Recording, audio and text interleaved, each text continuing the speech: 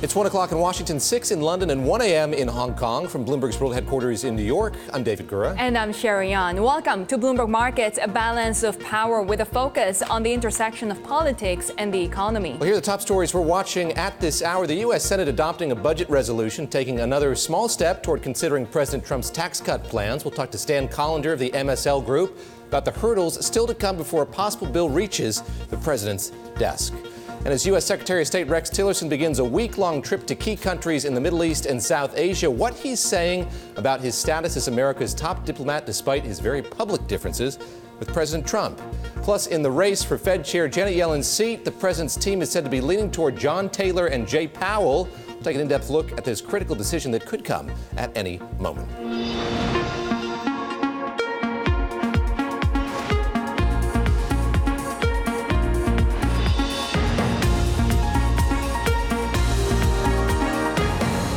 President Trump's top legislative priority of the moment has taken a big step forward. Last night, the Senate approved a budget resolution that would allow a tax bill to be passed without Democratic votes. The tax reform still faces a tough road ahead. Joining us now from Washington is Bloomberg congressional reporter Eric Wasson. And here with us in New York is Megan Murphy. She's the editor of Bloomberg Businessweek. Megan, let me start with you. Have you put this into some context for us? I saw the press releases after this was passed last night along party lines, with the exception of Senator Rand Paul.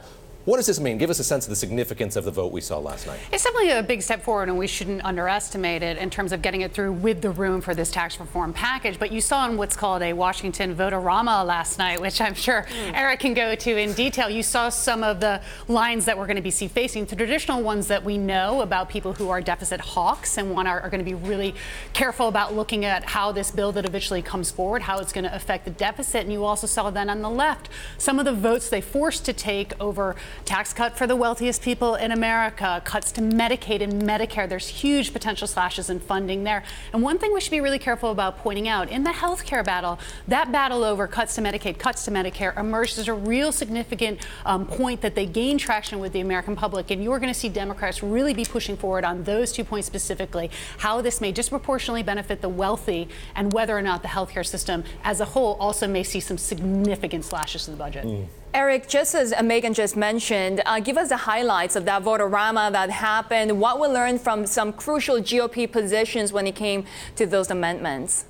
Well, I think the most important amendment that was considered was the very last one that Senate Budget Committee Chairman Enzi brought. This contained changes to the budget resolution requested by House Speaker Paul Ryan, basically bringing out a compromise between the House and Senate budget. This was a really major step last night. Not only did the Senate pass the budget, but it basically set it up for the House to pass the same budget very early next week. This shaves probably 3 weeks off of the process for tax reform and really puts them in a very good position. That budget amendment would allow defense spending to increase in a much higher way that the House had wanted, and would also knock out the entitlement cuts that the House was seeking to actually fast track along with tax reform. The House Freedom Caucus is going to meet over the phone, actually. They're going to have a conference call later this afternoon to talk about this, and if they're all copacetic with this, this really puts tax reform in a very, very good position to get moving. Now, there are very big hurdles. One of the things that's been pointed out, Craig Gordon, our managing editor down here, had a very good piece where he talked about the compromise on the state and local tax deduction. That is something that they have to square that circle before they can move forward in the House, but it's really looking like there could be a compromise on the table for that. Megan, I'm picturing a cluster of conservative congressmen at National Airport there on the phone on that call a little later this afternoon. We've heard from Kevin Hassett this week about how corporate tax reform might affect individuals. There's some awareness here within this White House that the plan still needs to be sold to a lot of American people. This is the whole thing. Yeah. I think this is such a key point, and Eric is 100% right. But in terms of their initial sell on this bill, it faltered really badly. The numbers on it were terrible in terms of when you look at where the benefits would go, who was getting, again, if you make a family over $900,000, you're getting a $200,000 tax cut. It's not an easy way to sell it.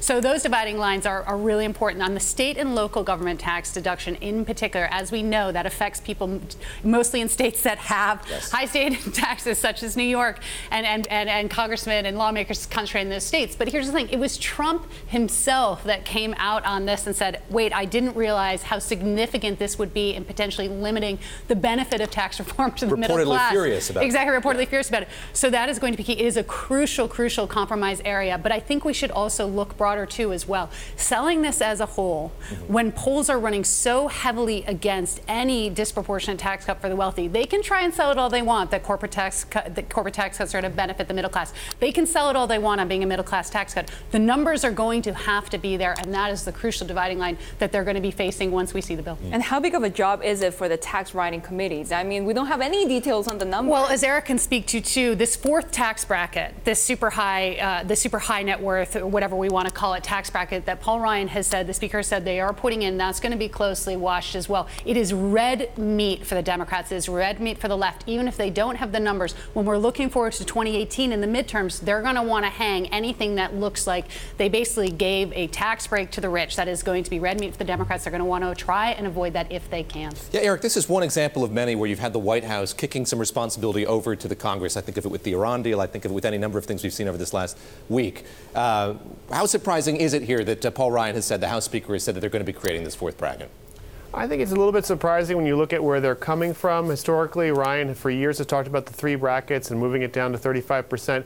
But, you know, Trump has really said he wants to sell us as a middle-class tax cut. Steve Bannon famously said he wants to see a top rate with a 4 in front of it, moving it up from 39.6 to somewhere in the 40% range. I think that we very well may see that because it does help sell it. And we also have to see the exact income thresholds for each of the tax brackets. There could be an attempt to move a lot of the income that would be taxed at the 25% rate down to the 12% rate. And when those final analyses come out, it could look a lot better for the middle class. But the problem is, if you do all that, how do you pay for it? They're going to have to, come up with a tax plan that does not add more than $1.5 trillion into the deficit. That's already a huge number for a lot of people to swallow. And how do you do that without, really, finding some real cut somewhere? Eric, when it comes to the legislative agenda, how much time do we have after we get some details from the tax writing committees, and then they need to get the votes, and then they want to do everything by year end? Yeah, the real proof in the pudding is going to be next week. Kevin Brady, the head of the Ways and Means Committee, said as soon as the House and Senate budget is signed, sealed, and delivered, he will release a draft tax bill. So that, very well could be next week. If we see it next week, if that starts to get moving, then there really will be a positive sign for tax reform. If he then starts to hedge and say, I need a few more weeks, then you're starting to see the lobbyists, the knife fight, as people say, really breaking out, and there could be real delays. But Paul Ryan wants to pass this in early November. It's very, very ambitious. It's almost a blitzkrieg type strategy. If they can get it out very quickly, it may have the best hope. If it starts to get bogged down, then I think, as Bloomberg Intelligence is saying now, it's much less likely to get done until well into 2018. Megan, let's come back full circle. I mentioned Senator Rand Paul at the beginning. How should we be looking at him going forward here? He voted against this budget resolution last night. He's played some golf with the president. They're reportedly friends. They get along well with each other. What role is he going to play here going forward? And is he a sure bet here when it comes? That's a really great question. I mean, I don't think anyone can be surprised about Rand Paul's vote, given what we said about the deficit. As Eric said, it's $1.5 trillion. That's a huge number for people to accept already. He's been consistent all along about where he thinks spending should be cut.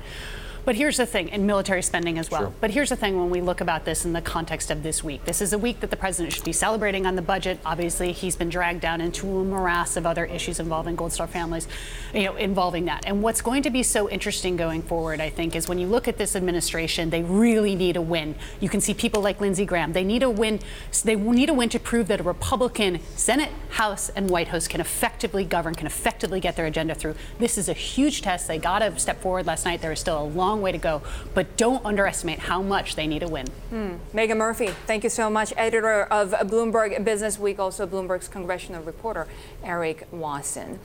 All right, let's now get a check of the markets. We're seeing another day of record highs. Julie Hyman is here with the latest. Julie. We are indeed. The dip yesterday morning was indeed short-lived. We're seeing records once again for all three major averages. Earnings have something to do with it, as do some of the events in Washington. We're seeing the dollar and rates rebound. If you take a look at the Bloomberg, we've got them both here. So the 10-year yield in blue here rebounding pretty strongly. The dollar in a less decided fashion, but still coming off of the lows. In addition to this budget agreement that may raise the likelihood of a tax deal, there's also the ongoing speculation about the next chair of the Federal Reserve. And so that has been fueling some of the moves in the market as well, and certainly will continue to do so once we actually get confirmation of who that person is going to be. The fact that rates have been going higher has been helping the financial stocks. That's one of the best performing groups, actually the best performing group in today's session. So Bank of America, JP Morgan participating in that. And we're also seeing a bounce back in many of the tech stocks. Remember, Apple sold off Microsoft yesterday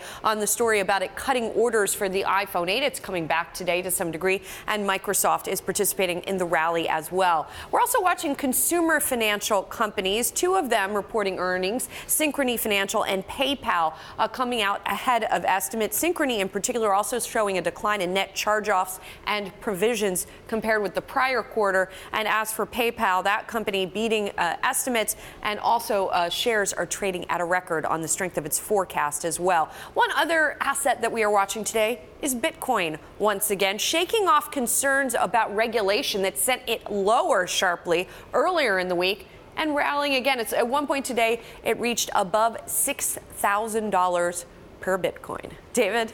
Cross that threshold. Julie, thank you very much. Julie Hyman there with that update. And coming up, we're going to get more insight on the budget battle and the potential for a government shutdown come December from Stan Collender. He's an executive vice president of the MSL Group, who's worked as a senior aide for both the House and Senate budget committees. A lot of Capitol Hill experience. This is Bloomberg.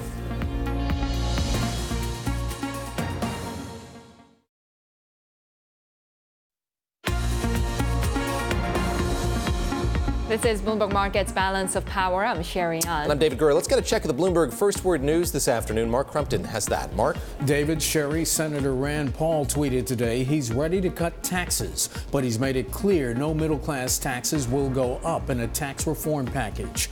Paul was the only Senate Republican to vote against a budget bill that will allow the tax measure to be passed with no Democratic votes. The tax plan would raise the deficit by up to $1.5 trillion. Some Republicans object to that. The Labor Department says employers in 6 states cut jobs after Hurricane Irma. Florida was the hardest hit, with 127,000 jobs lost. Most of the positions affected were in hotels, restaurants, and construction. Officials say most of those losses should be temporary and hiring should bounce back in the coming months. Damage estimates from California wildfires are rising. Officials said today 7,700 buildings have been destroyed by the blazes. The number has gone up as crews assess damage from the series of fires that broke out earlier this month. The fires have killed 42 people and caused more than $1 billion in damage. French President Emmanuel Macron says that despite positive signals coming from the European Union summit on the Brexit talks, quote, we are far from having reached the necessary financial commitments before we can move to phase 2 and start talks on a future trade relationship. President Macron told reporters that even if some in the UK said it would be possible to walk away from the EU without a deal in place on March 29th, 2019, British Prime Minister Theresa May never mentioned that possibility. Global news 24 hours a day, powered by more than 2,700 journalists and analysts in over 120 countries. I'm Mark Crumpton. This is Bloomberg. Sherry? Mark, thank you. Let's get more insight on the battle over the federal budget and whether issues like immigration and health care could lead to a U.S. government shutdown. Joining us from Washington is Stan Collender, Executive Vice President at MSL Group. He also teaches public policy at Georgetown University and has worked for many years as a senior congressional budget aide. Stan, thank you so much for joining us. So who holds the key here on whether or not we will see a government shutdown? Is it Congress? Is it the president? No, it's almost certainly Donald Trump. Congress does not want, let me repeat that as directly as possible, does not want a government shutdown. But the president is a wild card here, almost certainly. What will he take as a win? What will he take as a loss? Will he allow some of his priorities to be shoved over to next year? We don't know that, and everything's going to come to a head by the end of the year. So I'd probably put a shutdown possibility at about 40% right now. Stan, let me ask you about what we saw last night. You've screamed from the rooftops, screamed from the hearing room table about the fact that we don't have a normal process on Capitol Hill when it comes to budgeting. What does last night tell you about the chances that we get back to that at some point soon? Zero. Absolutely zero. In fact, what happened last night was essentially the death of a process that was already on its last legs. They didn't follow the process. They didn't make any pretension that has had anything to do with the appropriate fiscal policy for the country. There was no effort to even tie it to what the economy needed. Instead, this was a straight-out tax cut that's going to increase the deficit by substantial amounts. I think, David, we're probably looking at an annual deficit of close to $1 trillion because of this and everything else that was in the budget last night. Stan, you've been around Washington for a long time. You've seen the fiscal hawks fly in and out of town. Where are they as all of this is unfolding? Where are those who have talked a long game here about the fact that we need more fiscal responsibility in Washington? The fiscal hawks have gone south for the winter early, and they're not coming back anytime soon. All the Freedom Caucus, the Tea Party, all the folks who've said that fiscal responsibility is important, that demanded offsetting spending cuts for tax increases or offsetting spending cuts for other spending like for disaster aid, they've gone nowhere. They've gone silent. As a result, the deficit's going up pretty substantially, even when there may not be a need for it. You've had on your show and throughout the Bloomberg pantheon of programs, the questionable need for additional fiscal stimulus. Well, we're going to get it in spades here. And the budget process did nothing, absolutely nothing to stop that from happening or even to raise questions about it. So fiscal hawks, maybe they'd ever existed before, but they certainly don't exist right now. Senator Bob Corker just said that he only voted to satisfy Senate rules. He's still making it clear that he doesn't want to add to the deficit. What are senators like him, also Senator Rand Paul, who voted against the budget, going to do to the final tax debate? Well, it's notable that Senator Corker, who did say those things, also voted for the budget last night, that according to a deal that he helped set up, would increase the deficit by $1.5 trillion all by itself. So I'm not sure you can take what he's saying as gospel, that he won't vote for this if it increases the deficit. He did say that the process was basically nonsense. But Rand Paul didn't say that he wouldn't vote for it if it didn't increase the deficit. He just said he wouldn't vote for it if it increased middle-class taxes. So I don't think you're going to get a lot of pushback from Republicans who in the past have said they were against deficit spending or deficit tax cuts. Now they're going to be for it in spades, and they're not going to let increased numbers stop them from voting for it. Stan, the message from the White House and from Republican leadership, both implicit and explicit, is that by using reconciliation, the tool that would allow them to not have to get a supermajority in the Senate, that makes getting tax reform done easier. And in a note today, you say that's not the case necessarily. Why is that? Why do you see this as being potentially problematic for Republicans hoping to get tax reform through? All right, first of all, let's take recent history. They used reconciliation, the exact same process, to try to get health care, and that didn't work. And the reason it didn't work is why reconciliation can actually make things more difficult. When you've only got a 52 to 48 majority, as the Republicans do, then you need every Republican vote to get 50 on reconciliation. Had the Republicans tried to do something in a bipartisan way, then you would have had 5 to 6 to 7 Democratic votes along with this. So what they've just done is give every Republican a lot of leverage. And as Sherry was just talking about, there are a couple of senators who are already talking about balking on final passage of tax cuts if it doesn't have exactly what they want. So this is not going to be a slam dunk by any means. Reconciliation could make it easier, but it could also make it much harder. And that's what you've got to watch over the next 4 to 6 weeks.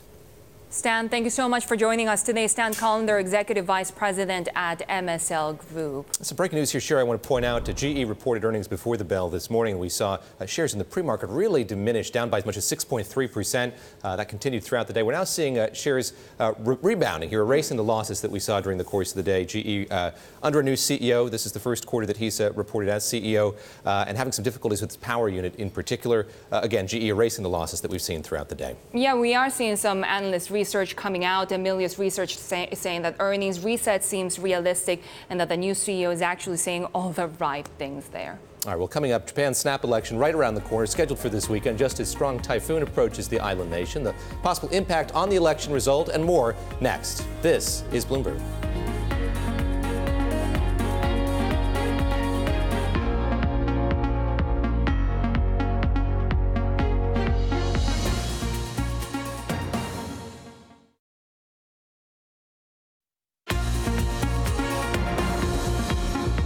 This is Bloomberg Markets Balance of Power. I'm Sherry An. I'm David Gurr. The Japanese head to the polls this weekend to vote in a snap election on Sunday, with many seeing the vote as a safe bet for Prime Minister Shinzo Abe. However, a new Nikkei poll shows his ruling coalition is likely to lose its two-thirds majority, potentially slowing the premier's push to revise the nation's pacifist constitution. Yvonne Mann reports from Tokyo.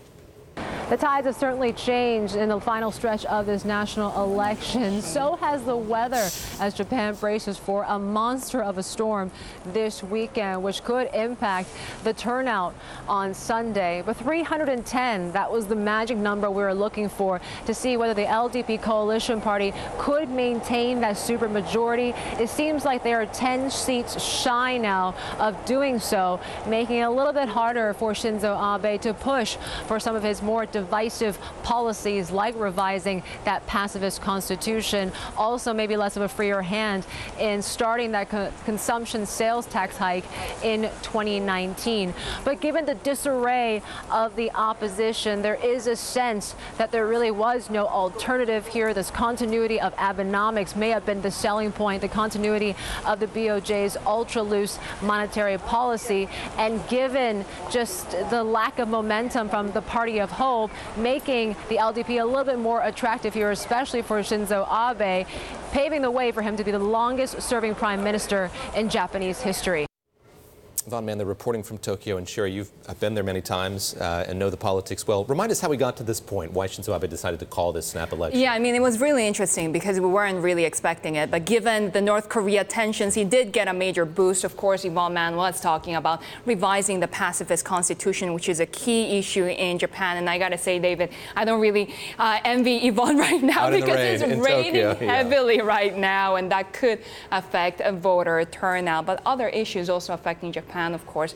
Tax is also an issue in Japan, not only here in the U.S. They're talking about it there as well. Yeah, now the Tokyo governor Yuriko Koike is saying that she wants to tax those cash reserves by large companies. Remember, all of these people, their stock market soaring, the Nikkei advancing for 14th day, which is the longest on record. The cash reserve that's not being taxed enough. That was the opposition's point, and they want to actually get that going in order to help investors and help the ordinary man. Tell us a bit, if you could, just about this woman, the governor of Tokyo, who won a surprise election just a few months ago. She has a new political party. What role is she playing in Japanese politics? I actually interviewed her last year, and last time when she was still the Tokyo governor, she did not really talk about running for the national elections. And now she's made her own coalition, and she's going into the national political environment and trying to challenge Shinzo Abe. Of course, she was sidelined in that party, the Liberal Democratic Party, when they are still the ruling party there, and now she's coming out victorious in the sense that she's gaining the popularity, but she needs more support from the regional areas of Japan. She is right now very popular within Tokyo and the metropolitan areas. Fascinating. We'll be watching it throughout the weekend, have covered Yvonne and her colleagues throughout the weekend as well. Looking at markets here, just up right now, Dow Jones Industrial right now about 0.5%. Yeah, and the VIX still below 10. We are seeing equity markets at a record high. Right, coming up next, President Trump has made conflicting statements on the Senate effort to stabilize Obamacare's insurance markets, what this could mean for the quickly approaching enrollment season. That's coming up next. This is Bloomberg.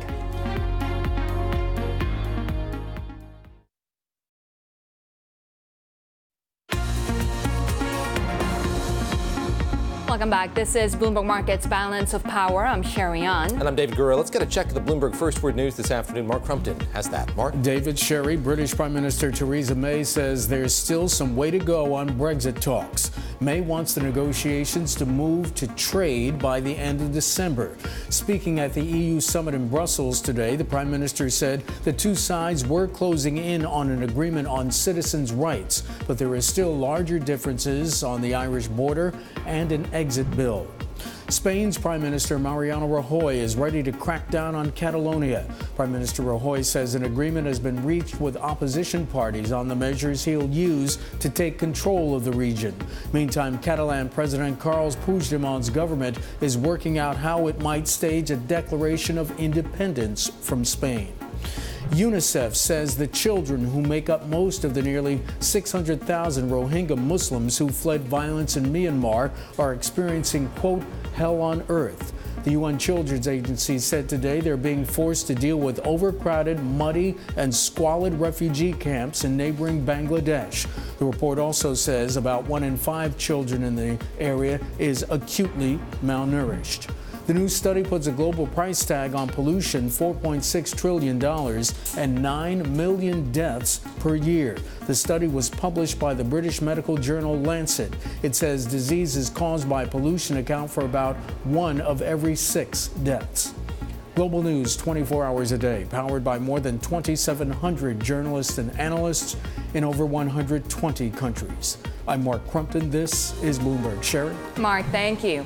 President Trump said he's supportive of the work lawmakers are doing to help temporarily stabilize Obamacare's insurance markets. The comments come as a bill to do so was introduced yesterday with broad bipartisan support in the Senate. But time is short for lawmakers to act. The Affordable Care Act's insurance markets open November 1st. Joining us now via phone is Centene's chairman and CEO, Michael Neidorff. Sir, thank you so much for joining us today. We were talking about this bipartisan bill. Now, half of them were Republicans. The senators that presented them. What assumptions are you making on the future of this bill for your business? Well, I think, until it's passed, we continue to have the rates in that deal with as if we don't have the CSRs. But we are at the same time putting in place all the systems necessary that if they do have the CSRs and we can reduce the rates back down, that we'll apply the appropriate refunds back to the states or the federal government as appropriate. Michael, how much does this period of uncertainty weigh on your business? The president has terminated these immediately. He's kicked the can over to the Congress to figure this out. What does this period of uncertainty mean for you and your business? Well, it just says really, I've always maintained we do business as usual, and we're putting in place call centers and things of that nature to help people get enrolled, because we're not going to count on necessarily this being passed in time, the incremental funds for navigators and that. So what it means is we just have to do more contingency planning, which is what we're doing. Will you be reevaluating your decision to participate in Obamacare exchanges? No. We are committed to helping the states as we said we would. We have premium subsidies that will be in place to help the most vulnerable citizens. It's going to cost us more by doing it that way, not us, but the country. The Congressional Budget Office says it's going to cost $200 million over 10 years. That's $20 billion a year versus the $7 billion the CSRs were costing. So, but we're planning to do it either way. I look at a map of the U.S. here showing who's insured and who's not insured. I look at states like Texas, where 17% of the population is still uninsured. I look at Nevada, which has 12.3% still uncovered with insurance. Where do you see opportunity now at this point? I know that a model of your business has been to work within these exchanges to sign up people who don't have insurance and to get them to move to your plans in particular. Where do you see opportunity at this point, Michael? Well, we've worked with various states. In Nevada, which you mentioned, they had bare counties when some others pulled out, and we've gone in and virtually covered the whole state effective January 1. So, we see opportunities where the states feel they need that particular help, and where we've had to call on the opportunity, we've stepped in. What are your expectations for sign-ups for the Affordable Care Act going into next year, given the political confusion right now? I'm sorry, I missed the question. Would you mind repeating it? What are your expectations for sign-ups going into next year, given this political confusion? We've based our call centers, and those individuals are going to help people sign up. That it's we're going to continue to see some growth in the business, and I'm saying that because last year we retained 80% of the people who had enrolled the previous year. So if we retain 80% again or more in 18 of what we have in 17, then I think we'll see some incremental growth from there. But, we're planning for all contingencies. Michael, the president hasn't been shy here of talking about how these cost-sharing subsidies go straight to the stock prices of insurers. He's been critical of insurance companies who he says have been making too much money. I go back to February. He had a meeting with the heads of insurance companies in the Oval Office. I don't believe that you were there for that meeting, but What's the relationship like right now between a guy like you who heads up a big insurance company and the White House? Is there dialogue between the two of you? How would you characterize the relationship between this administration and the insurance industry at this point? Yeah, I was out of the country at the time and couldn't make that February meeting. But our office in Washington is very engaged, very involved with both sides of the aisle and the administration. And we're asking them to work with them to help them better understand that CSRs do not go to our bottom line. CSRs go directly to pay for the indigent population we're covering. It's paying for their co-payments, their deductibles, and in fact, at the end of the year, what is not used for that purpose, we reconcile and reimburse. So I think there's a misunderstanding there, and I've asked them to work with the administration, help them understand, so that they see that the CSRs have nothing to do with our bottom line. Michael, I think that's a very important point, and I just want to press you on it a little bit here. Could this law, could the Affordable Care Act, could Obamacare exist without them? In other words, if Congress decides not to put them back into place to appropriate the money, what happens to this landmark piece of legislation? Well, there was a Supreme Court case that said that the premium subsidies were legal and appropriate, so you have the premium subsidies that will step in. We'll raise the premiums because we have no choice, and therefore the subsidies will cover those incremental costs. So what it's going to mean is it's going to cost the country more money. It's going to keep the rates higher for those that don't get subsidies. Where we're estimating where 10 to 20% the rates would come down with some of these steps this year and even more the following year. So it's really an impact more on the federal budget in my mind right now than anything. As I said, the Congressional Budget Office attributes $20 billion a year, $200 billion over the next 10 years to the cost of the subsidies without the CSRs. Michael Neidorff, thank you so much for your time today, Centene Chairman and CEO. Great to get his perspective. Still ahead, Secretary of State Rex Tillerson beginning a week-long trip to the Middle East and South Asia. We'll look at the challenges the Secretary is going to face on a wide range of issues over the course of that trip. This is Bloomberg.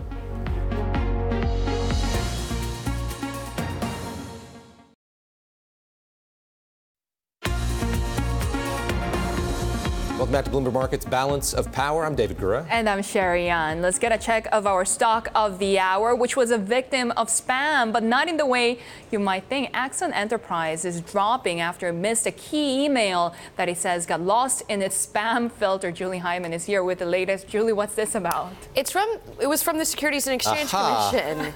And the company says that due to miscommunication issues, that it missed a request from the SEC for financial documents. Now, it's relatively routine for the SEC to request financial documents from companies, but obviously it's not routine to miss it for whatever reason. But Axon says that the SEC sent its initial comment on August 10th and then follow-up requests to the company's CFO, but that they were caught in a spam filter. I mean, to be fair, it's unusual that the request would just be sent to the CFO specifically. It's also odd that they would be caught in a spam filter. There is one analyst over at Dougherty and Company that says the incident is embarrassing but nothing to be concerned about. The stock is dropping today, though, as a result of this. When you see something like this, tell me about this company, Axon Enterprise. What is it? Taser. Taser. It's Taser. Renamed, rebranded. Yeah, well, it renamed itself back, and it sells tasers, but it's not called Taser anymore because it changed the name of the company back in April. It also sells items under the Axon label. So tasers are tasers. They're the sort of shocking device that are used by So now I know where to go and shop for them. Yes, from Axon Enterprise, exactly. And then Axon, and then Axon is body cameras. Okay. So that's the other segment of the company's business. It still sells more of its revenue, about 3/4 comes from tasers versus 1/4 from the Axon products. But it has been the target of multiple wrongful death lawsuits, and so this was a rebranding of the company that it did back in April. I should mention as well, the company is due out with its earnings next Thursday, and amidst all of this SEC back and forth, analysts are estimating that earnings per share at the company fell by 36% to 5 cents a share. Revenues estimated to have risen 15% to just over $82 million, almost $83 million. And you can see the volatility in the shares over the past year. A lot of that is tied to past earnings reports where we saw some steep down reactions. There has been this steady drumbeat of these lawsuits as well for the company. So that's also something to continue to watch. And the company saying it's trying to resolve that matter. You can see the letters on the SEC's website. Certainly a pickle for. I just wonder why they wouldn't call or, yeah. Right. Why wouldn't the SEC call and say, we haven't gotten your letter? Yeah, this is important, right? Julie Hyman, thank you very much. Julie Hyman there, senior markets reporter, looking at Axon Enterprise this afternoon. U.S. Secretary of State Rex Tillerson is vowing to stay on the job despite his public differences with President Trump. Tillerson making those comments yesterday in an interview with Bloomberg News. Tillerson begins a week-long trip to countries in the Middle East and South Asia. Joining us now is Bloomberg's Nick Wadhams in Washington, D.C. He conducted that interview. Nick, great to speak with you. Let me ask you first of all here about how voluble, how eager to talk the Secretary of State was. He's somebody who's had an uneasy relationship, not a natural inclination to talk to the press. What's it like to interview the Secretary of State?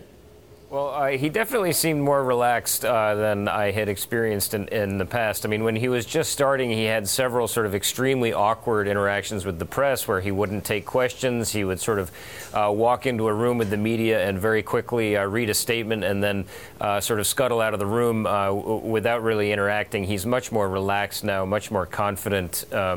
And so, I mean, what's happening here, we've been pushing for this interview for a long time, but it also comes as the department is putting him out there more. He's spoken with several news organizations in the last few weeks, a couple of brutal long magazine profiles about him.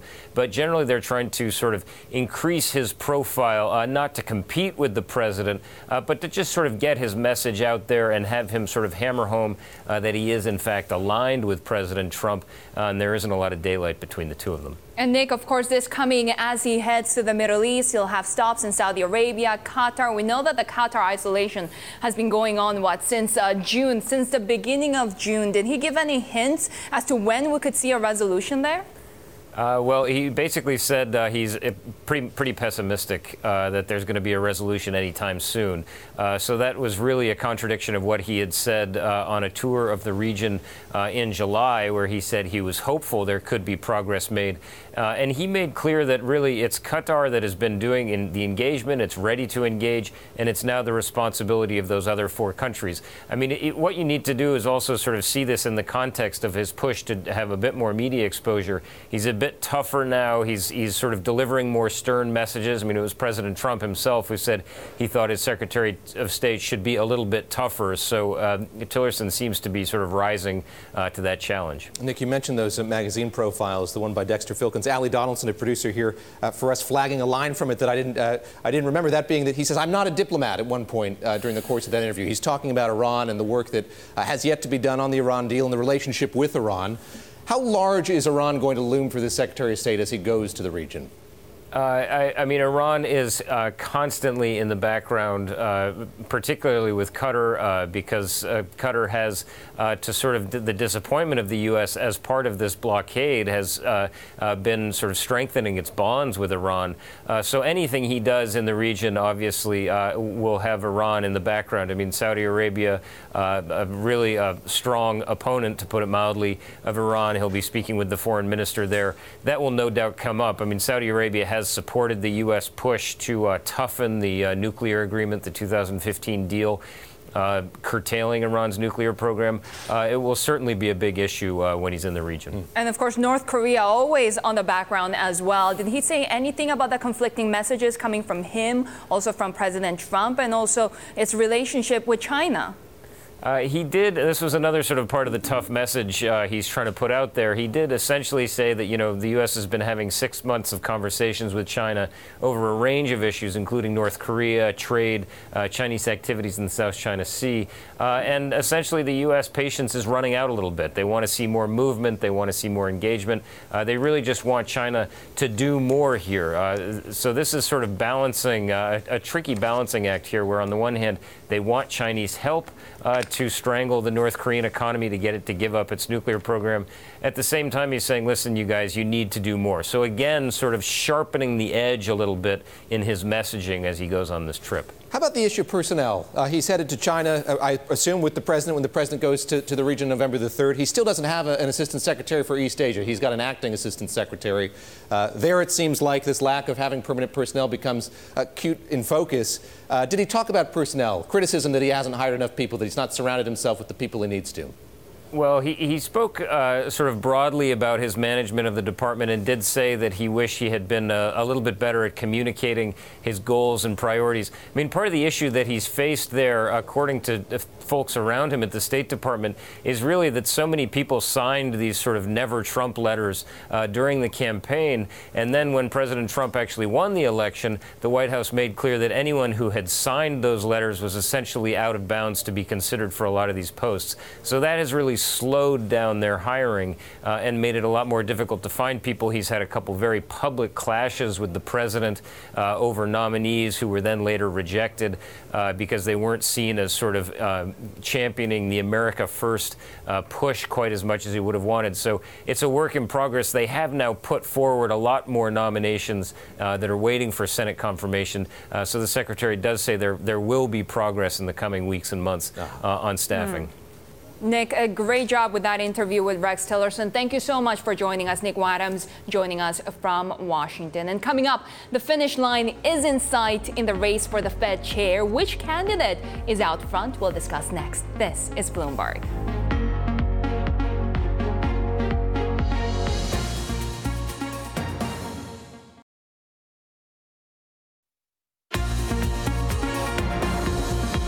This is Bloomberg Markets Balance of Power. I'm Sherry Yan. I'm David Gardner, the Federal Reserve now.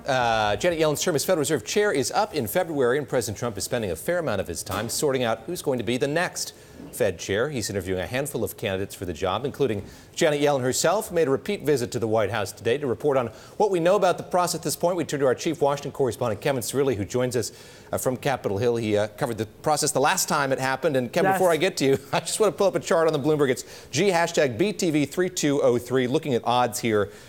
Who people think is going to be Fed chair. Don't know how scientifically grounded that is, if at all. But Jay Powell, very much at the top of the pack right now with 69%. Let me ask you first of all about the red herring at the White House today. Janet Yellen, who was there interviewed by the president yesterday, made a return visit, as our Jennifer Jacobs reported today. Ended up being she was there as part of a formal part of the job, going back to meet with Gary Cohn and other members of the White House staff. But what have we heard from the White House about how this process is unfolding and when we might get a nominee named? I feel like I'm back on the campaign trail. We were on Capitol Hill, then we get this report that Federal Reserve Chair Janet Yellen's back at the White House.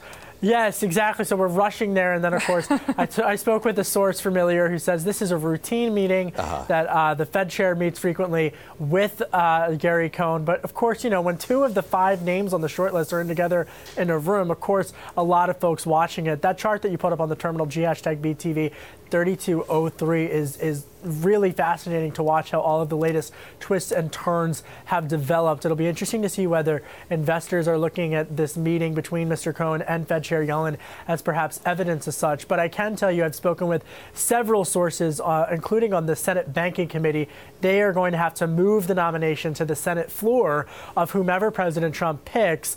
And they say that Fed Chair Yellen is actually number 5 on their list of who they would like to see be nominated to the Federal Reserve. Now, that said, should the president pick Jerome Powell, who we've been reporting all week long also has emerged as a potential frontrunner, there are some Republicans who have actually voted against his nomination. But again, I spoke with a source on the Senate Banking Committee who tells me that no matter who the president picks, it is very likely, if it's one of those 5 names that we've been reporting, it is very likely that it will advance out of the Senate Banking Committee and very likely be confirmed by the Senate. That's a very sharp contrast than the last go around when progressives were divided over Larry Summers and the eventual Federal Reserve Chair Janet Yellen.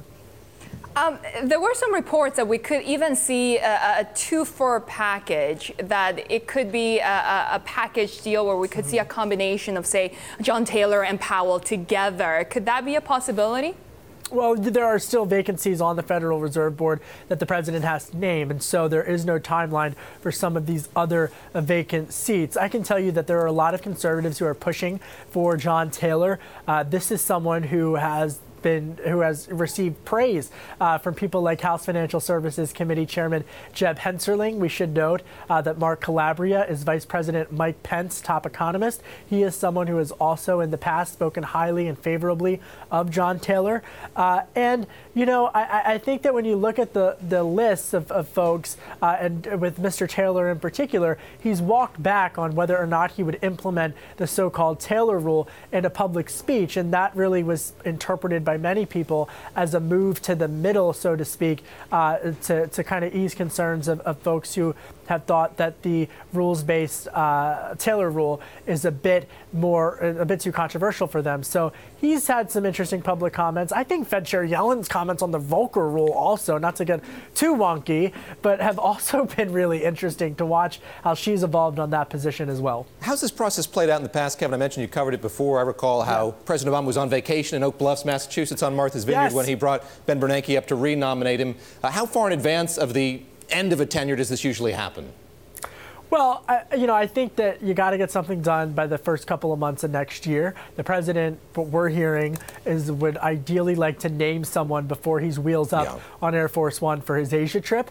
And I think that, regardless of who the president selects, if you look at those 5 names, we have seen, at least from the market reaction as well as here in Washington, that they would be favorably met, and even the folks who are critical of some of the choices really wouldn't launch a campaign against them. All right, Bloomberg's chief Washington correspondent Kevin Cirilli joining us today from our bureau in Washington, D.C. with that update on the Fed search. And a quick reminder, you can catch all our interviews on the Bloomberg. You can do that with the function TV Go on the Bloomberg. There you can find all kinds of breaking news, charts, and related functionality we discuss on the program. Do check it out, TV Go on the Bloomberg. This is Bloomberg.